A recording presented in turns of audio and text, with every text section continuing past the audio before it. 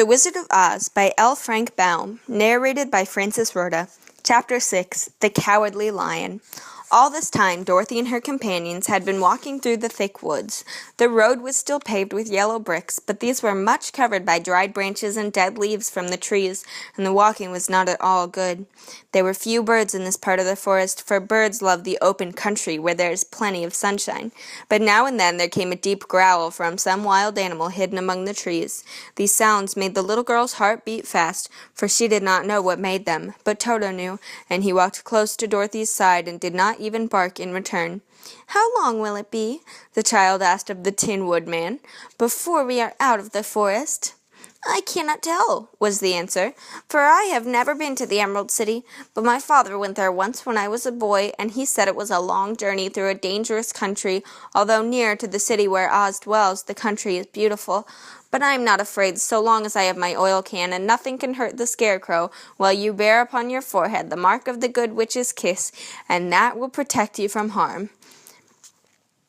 "But Toto," said the girl anxiously, "what will protect him?" "We must protect him ourselves, if he is in danger," replied the Tin Woodman. Just as he spoke, there came from the forest a terrible roar, and the next moment a great lion bounded into the road. With one blow of his paw, he sent the Scarecrow spinning over and over to the edge of the road, and then he struck the Tin Woodman with his sharp claws, but to the lion's surprise, he could make no impression on the tin, although the Woodman fell over in the road and lay still. Little Toto, now that he had an enemy to face, ran barking towards the lion, and the great beast had opened his mouth to bite the dog when Dorothy, fearing Toto would be killed and heedless of danger, rushed forward and slapped the lion upon his nose as hard as she could, while she cried out, "Don't you dare to bite Toto! You ought to be ashamed of yourself, a big beast like you to bite a poor little dog!" "I didn't bite him," said the lion, as he rubbed his nose with his paw where Dorothy had hit it. "No, but you tried to," she retorted. "You are nothing but a big coward." "I know it," said the lion, hanging his head in shame. "I've always known it, but how can I help it? I don't know, I'm sure. To think of your striking a stuffed man like the poor Scarecrow." "Is he stuffed?" asked the lion in surprise, as he watched her pick up the Scarecrow and set him upon his feet, while she patted him into shape again. "Of course he's stuffed," replied Dorothy, who was still angry.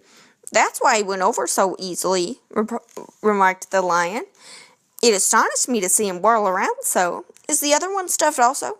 "No," said Dorothy. "He's made of tin," and she helped the Woodman up again. "That's why he nearly blunted my claws," said the lion. "When they scratched against the tin, it made a cold shiver run down my back. What is the little animal you're so tender of?" "He is my dog, Toto," answered Dorothy. "Is he made of tin or stuffed?" asked the lion.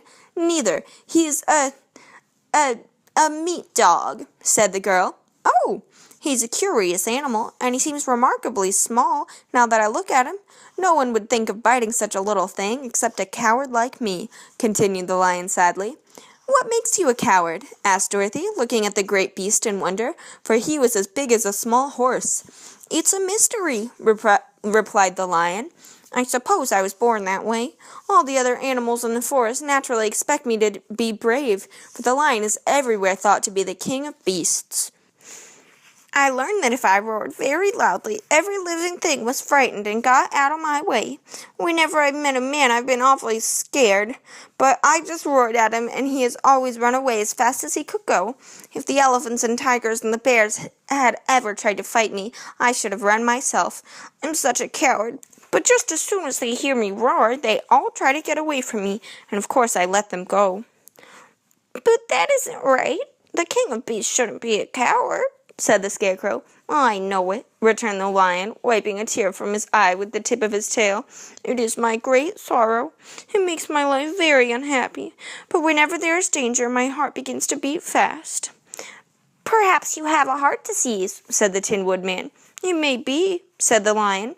"If you have," continued the Tin Woodman, "you ought to be glad, for it proves you have a heart.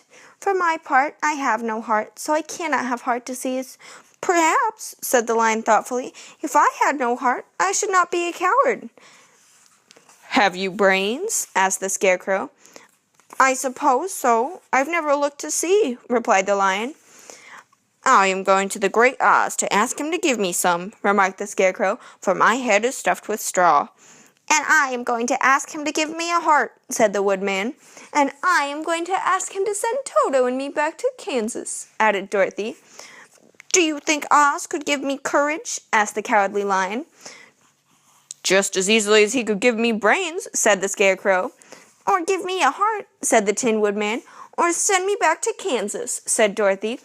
"Then, if you don't mind, I'll go with you," said the Lion, "for my life is simply unbearable without a bit of courage."